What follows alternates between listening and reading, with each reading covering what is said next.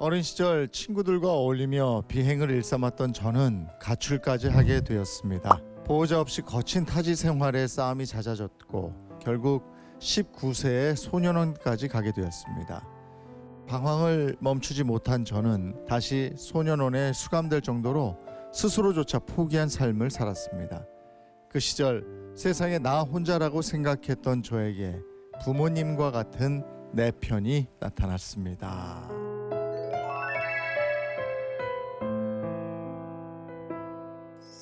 네, 안녕하세요. 저는 올해 31살 대구에서 근무하고 있는 박보희라고 합니다. 네, 남이지만 영원한 내 편이 돼준 세 분의 얘기예요.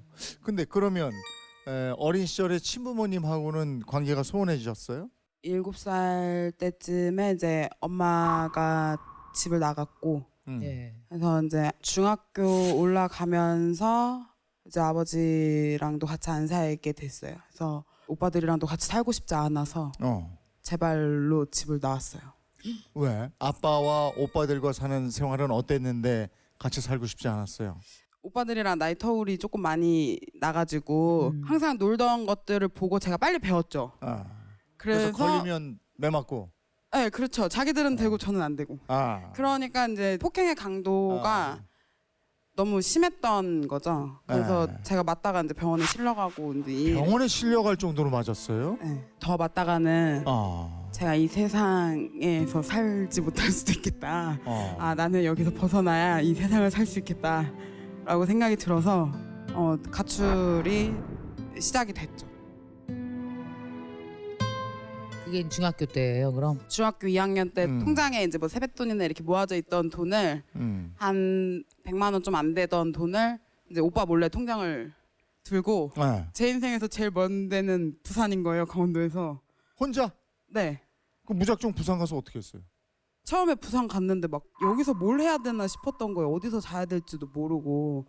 처음에 이제 한 이틀 지나니까 친구가 얘기를 해주는 거예요. 청소년 쉼터가 있다더라. 청소년 쉼터. 거기서 친구들을 만나게 됐고 이제 언니들을 만나게 됐고 새로운 어떤 세계를 접하게 된 거죠. 이제 오토바이도 타보고. 그러니까 비행의 강도가 점점 이제 세지는군요. 높아지기 시작을 한 거죠. 예. 근데 전 강원도 사투리를 잘 할 줄 모르거든요. 근데 그걸 시키니까 너무 싫은 거예요. 그러니까 계속 싸움이 되게 되는 거예요. 그러다 보니까 경찰서도 가게 되고 경찰서를 가게 되면 걔들은 집이 부산이니까 부모님이 오고 데려가고 저는 이제 보호자가 없으니까 또 시설로 가게 되고 항상 이제 저만 문제라는 거예요.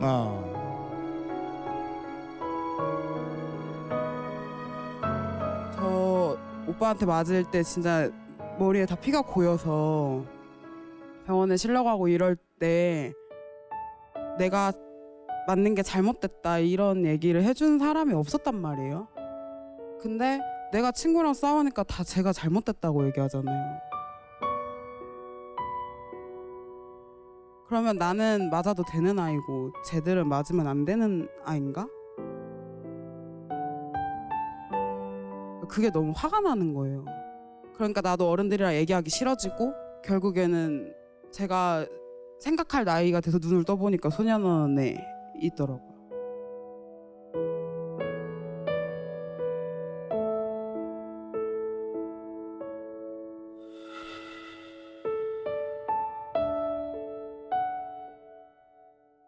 부모님이 아버지가 네. 나를 포기했다라고 느꼈을 거 아니에요 그때. 물론 서운했겠죠 그때 당시에는. 그런데 제가 소년원 가기 전에 대학을 들어갔었거든요. 미성년자 18살 때. 아빠한테 되게 용기 내서 전화를 했었어요. 등록금 달라는 거 아니고 시설에 있는데 동의서 이거 사인만 좀 해줘라. 네. 근데 아빠가 안 해줄 줄 알았거든요. 어.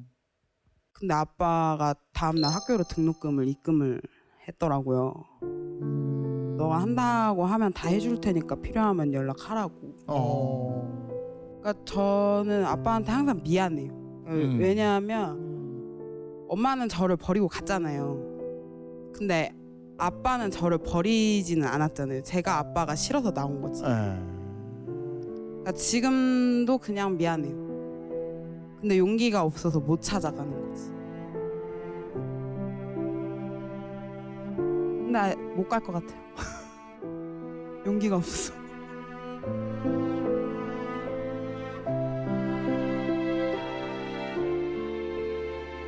그리고 나서 그런 생활을 하면서 소년원까지 갔다 와서 인생의 전환점이 될 만한 사건이 있었다고요. 실은 제가 진짜 꼴통이었어요. 소년원에서도 무서울 게 없으니까. 예. 아이들을 보는 소년원 선생님들이 한 40명 정도 계시거든요. 예. 네. 40명 선생님들 중에 한 35명이 쟤 다 교도소 갈 거라고 이랬어요. 저한테. 그러니까 선생님들한테도 계속 싫다 그러고 안 한다 그러고. 왜냐면 그렇잖아요. 제 목숨 하나 말고는 잃을 게 없잖아요. 그러니까 무서울 게 없는 거예요. 세상에. 제가 20살에 소년원을 퇴원을 했거든요. 네. 퇴원을 한다는 확정을 받아놓고 누워 있는데 이러다가 교도소 갈 것 같은 거예요. 제 범죄가 끊이지 않을 것 같은 거죠. 제 스스로가. 혼자 생각할 때. 혼자 생각하는데. 네. 근데 그렇게 살고 싶진 않은 거예요. 저도 제가 꿈이 있고 나 어떻게 살아야 되지? 라고 고민을 하는데 교도소는 안 가고 싶은 거예요. 근데 이제 취업도 해야 되고 자립할 수 있게 잘 살아야 되겠다 이번에는. 7개월을 일도 하고 잘 버텼는데 그게 안 된 거예요. 또 친구들을 만나게 되고 문제가 생긴 거예요. 네. 근데 되게 억울한 상황이 된 거예요. 근데 도와줄 사람이 아무도 없었거든요. 근데 그때 그 선생님이 도와주겠다고 딱 오신 거예요. 어떤 선생님이요? 제가 지금 엄마라고 부르는 네. 그러니까 소년원 선생님이셨던 네. 분인데 그날 저를 데려가는 차 안에서 엄마가 누구한테 전화를 하시면서 저희 보이 한 번만 살려주세요 이러면서 우시는 거예요. 어머나 세상에. 근데 저는 되게 감사해라. 충격이었던 거예요 그게. 왜냐면 한 번도 누가 경찰서가 어디고 와본 적이 없잖아요. 그렇죠. 이 사람 뭐지? 나한테 왜 이러지? 이 사람 지금 나한테 얻을 거 없는데 왜 이러지? 이런 생각이 드는 거예요. 그 상황들을 다 정리해 주시고. 근데 그러면서 진짜 그날 이후로 제 인생이 정말 많이 바뀌었어요. 딱 하나였거든요. 모두가 다 손가락질 할 때 엄마가 나 믿어줬으니까 너네가 다 틀리고 엄마 맞았다는 거 내가 보여줄 거야. 그거였거든요. 그러면 그 이후에 180도로 삶이 바뀐 그 삶은 어떤 삶이 됐을까요? 당연히 누군가한테 해를 끼치거나 한 거는 잘못됐죠. 폭행은 잘못됐고 지금도 늘 누군가한테 해를 끼친 건 잘못됐다고 생각하고 평생 봉사하고 반성해야 된다고 생각하고 살아요. 그래서 이제 지금은 제가 사회복지 석사를 전공하고 지금 제 후배들을 키우는 일을 하고 있어요. 후배들을 키워요? 네. 상담 같은 거 사회복지 해주고. 석사까지 했다고요? 지금 석사 이제 마지막 학기. 그래요. 아유, 그럼 세상에. 공부하기 힘들지 않았어요? 그 사이에? 죽을 것 같아요. 아니 어떻게 전공했어요? 그렇게 놀다가? 엄마가 스파르타라. 엄마가 스파르타. 아니 근데 저 대학 4학년 때입니까? 언제입니까? 인턴 실습하고 이러지 않습니까? 사회복지학과는? 네. 그때 조금 힘든 일이 있었다면서요? 네. 실은 저희 위기청소년 관련 기관이 많이 없어요. 그리고 이 위기청소년 관련 기관에서는 젊은 실습생들을 잘 안 받아요. 나이가 때문에. 근데 제가 지금 근무하는 기관에서 제 실습처를 못 구하고 이제 인턴 생활도 못할 상황이 됐을 때 이제 여기서 막바지에 이제 해주시겠다고 허락이 떨어져서 여기서 이제 실습을 해서 사회복지사가 될 수 있었죠. 그러면 거기서 받아준 관장님이라고 그럽니까? 네. 네, 기관장님. 기관장님이 마미라고. 또 맘이라고 부르시네요. 그분이 맘이에요. 네.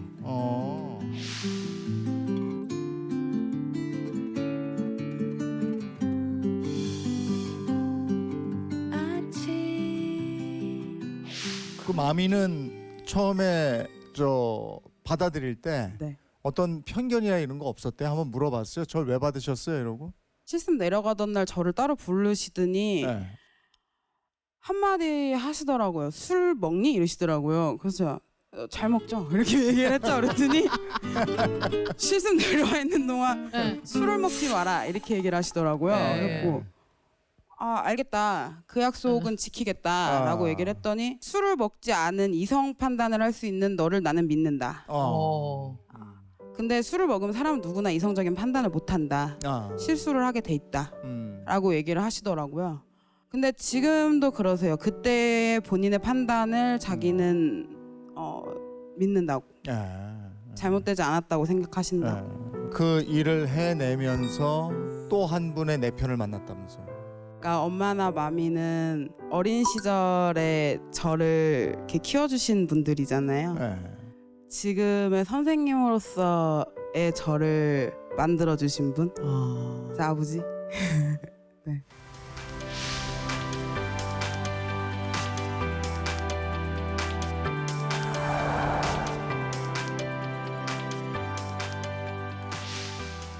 항상 저한테 하신 말이 있어요. 5글자. 네. 나는 교사다. 나는 교사다. 네. 제가 교사인지 학생인지 분간을 못하니까요. 계속. 왜냐면 선생님들 입장에서는 이렇게 아이들한테 숨기고 조금 이렇게 선생님들끼리만 소통하는 게 분명히 있고 이런데 저는 그게 납득이 안 될 때가 많은 거예요. 그래서 직원들이랑 부딪힐 때가 되게 많았거든요.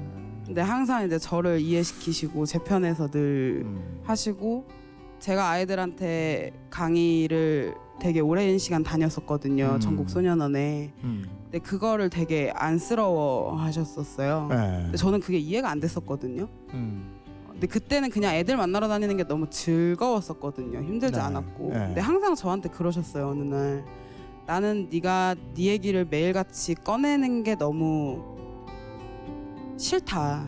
네 아픔을 들여다보는 게. 근데 그게 제가 나이 먹으니까 왜 힘든지를 알겠더라고요.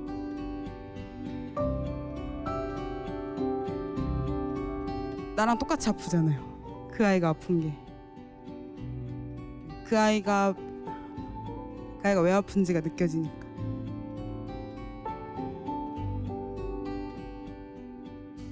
물론 죄는 지었죠. 남한테 피해는 입혔죠. 나쁜 아이들이 맞죠. 사람들이 보기엔. 근데 그 아이들이 실제로 어린 시절에 얼마나 아픔을 겪은 아이들이었는지 모르잖아요. 그렇잖아요.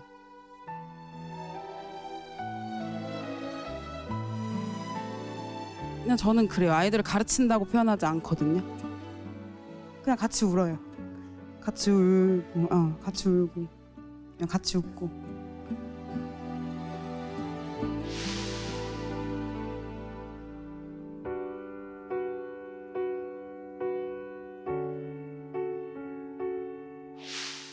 그렇다면 이 세 분, 마미와 엄마와 아버지는 박보희님에게 어떤 존재예요 이제? 오늘도 아버지가 나는 교사다, 나는 여자다, 보희야 제발 조심해라 그렇게 얘기를 하시기 때문에 늘 제 마음에 그렇죠.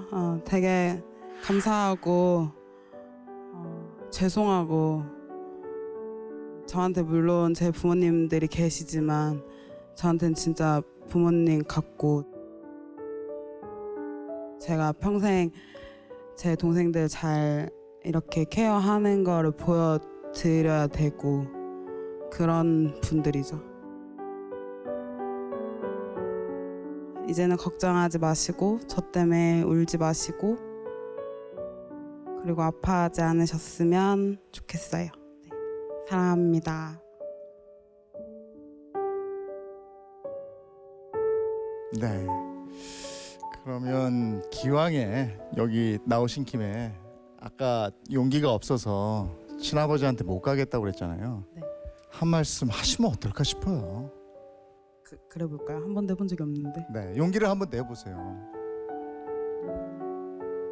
항상 1년에 한 번씩 동사무소에 가서 아빠가 죽었는지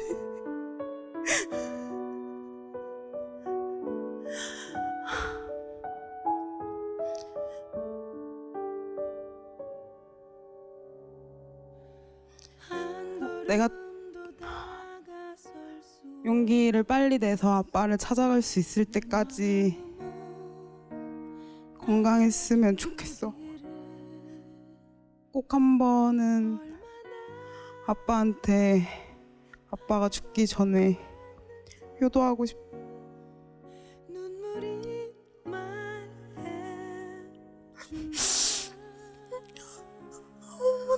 점점 멀어져 가버린 쓸쓸했던 뒷모습에 내 가슴이 다시 아파온다. 서로 사랑을 하고 서로 미워도 내가 꼭 찾아갈 거고 오빠들이 못한 효도도 내가 다 할게. 사랑해. 가까이에 있어도 다가서지 못했던 그래. 저렇게 아빠가 그리운데 꼭 찾아가세요. 아빠도 기다리고 있을 거예요.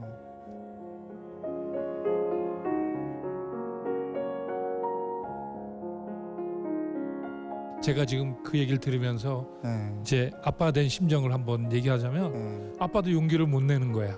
왜냐하면 내가 딸한테 해준 것도 별로 없고 과거에 그게 죄책감이 들고 미안해서 할 수 없는데 엄청 기다릴 거예요. 네. 엄청 기다릴 거예요. 한번 용기를 한번 내셨으면 좋겠어요. 정말 기다리실 거예요. 엄청 기다리죠. 네, 제가 아빠 마음을 남자니까 저도 네. 이해합니다. 근데 우리 세상이 되게 살만한 이유는 가족이라는 울타리를 넘어서서 남에게 내 편 대주는 사람이 세상에 있구나. 그래서 세상이 무너지지 않는구나. 보이 씨를 보면서도 생각하고 나도 누군가에게 믿을 만한 누군가에게 내 편이 꼭 돼줘야 되겠다라는 생각이 나이 들수록 반성이 많이 되는 시간이었습니다. 네, 꿈 다 이루시고 행복하시길 기원합니다. 고맙습니다. 네, 고맙습니다.